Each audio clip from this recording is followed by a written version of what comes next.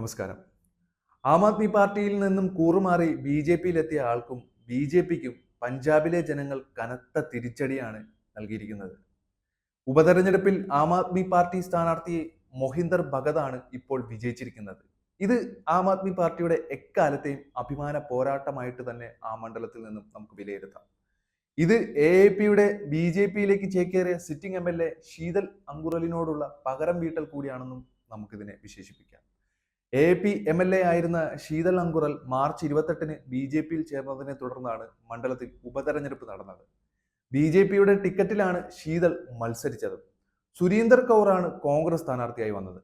മുഖ്യമന്ത്രി ഭഗവത് മാൻ ഇവിടെ വീട് വാടകയ്ക്കെടുത്ത് ക്യാമ്പ് ചെയ്തൊക്കെയാണ് AAP-ക്കായി പ്രചാരണം നടത്തിയത്.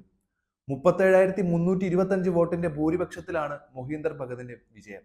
ബി ജെ പി സ്ഥാനാർത്ഥി ശീതൽ 17,921 വോട്ടുകൾ നേടി രണ്ടാം സ്ഥാനം നേടുകയും ചെയ്തു.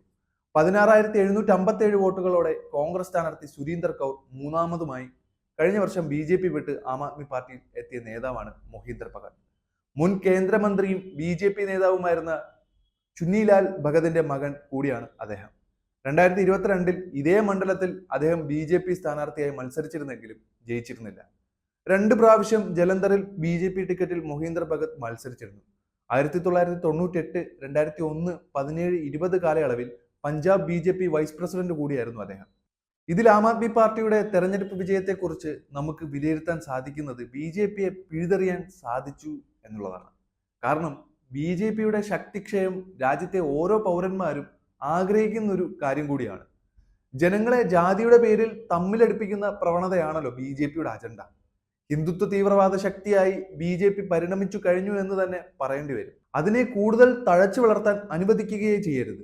ഇന്ത്യ സഖ്യം സഖ്യകക്ഷികളായി അണിനിരന്നത് കൊണ്ട് മാത്രമാണ് ബി ജെ പിയെ ലോക്സഭാ തെരഞ്ഞെടുപ്പിൽ ബി ജെ പി വ്യാജമായി കെട്ടിപ്പടുത്തിയ ശക്തിയെ ക്ഷയിപ്പിക്കാൻ കഴിഞ്ഞത്. ഭക്തി എന്നത് നമ്മുടെ ഇന്ത്യൻ ജനതയുടെ വളരെ ഇമോഷണൽ ആയിട്ടുള്ള ഒരു കാര്യമാണല്ലോ. ഇന്ത്യയിൽ ഭൂരിഭാഗം പേരും ദൈവഭക്തി ഉള്ളവരാണ്. ആ ഭക്തിയെ വിറ്റുകൊണ്ടും മറ്റുള്ള മതങ്ങളെ താഴ്ത്തിക്കെട്ടിയുമാണ് എപ്പോഴും ബി ജെ പി വോട്ട് പിടിക്കാൻ ശ്രമിച്ചുകൊണ്ടിരുന്നത്. എന്നാൽ ഇതെല്ലാം ജനങ്ങൾക്ക് മനസ്സിലായി എന്നുള്ളതാണ് വാസ്തവം. ജനങ്ങൾക്ക് ബി ജെ പി എന്താണെന്നത് മനസ്സിലായതിന്റെ ഒരു സൂചനയാണ് ഇപ്പോൾ പഞ്ചാബിൽ സംഭവിച്ചുകൊണ്ടിരിക്കുന്നത്.